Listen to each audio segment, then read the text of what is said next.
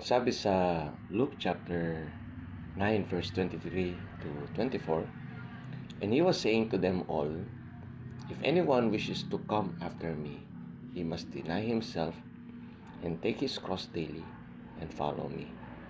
For whoever wishes to save his life will lose it, but whoever loses his life for my sake, he is the one who will save it."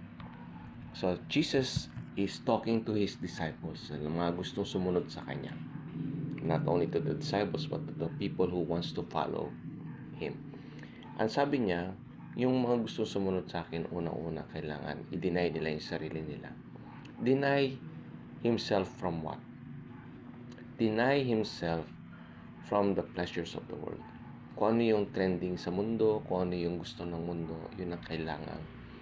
Doon mo i-refuse yung sarili mo. Meaning you refuse yourself from being part of the world, or yung maging ayon ka sa mundo na ginagalawan mo. Kaya ang sabi ni Paul sa Romans 12 chapter 2, "Do not conform into the standards of this world, rather be transformed by the renewing of your mind."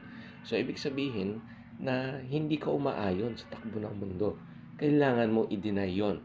Okay? Because we as human, we would like to always be part of the world. Kasi yung mga pleasures ng mundo, gustong-gusto natin yan. Then number 2, sabi niya, take up His cross daily. What do you mean by take up His cross daily? Meaning we need to discipline ourselves.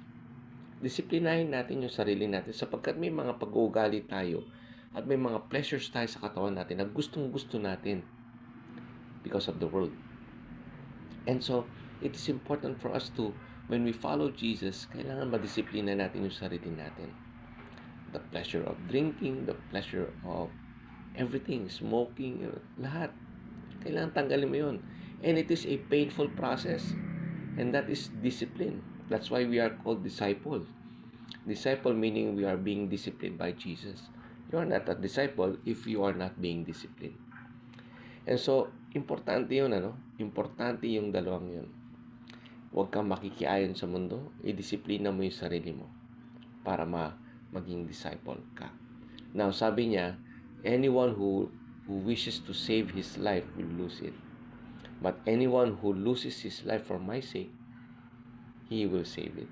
Meaning, huwag nating pagtangkaan na ayusin ang buhay natin.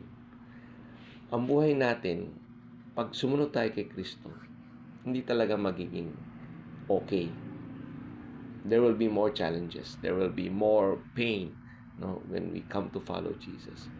Yet when we give our life to Jesus, Jesus will take care of it. And Jesus will give you a brand new life. Hayaan mo si Kristo ang magbago sa buhay mo. Give it to Jesus. And Jesus will be the one who will transform you and give you a much better life. And so, my friends, remember, you want to be a follower of Jesus? Deny yourself, take up your cross, and follow Him. For whoever wishes to save his life will lose it, but whoever loses his life for Jesus' sake, He will save it. The word of the Lord for you today. God bless you.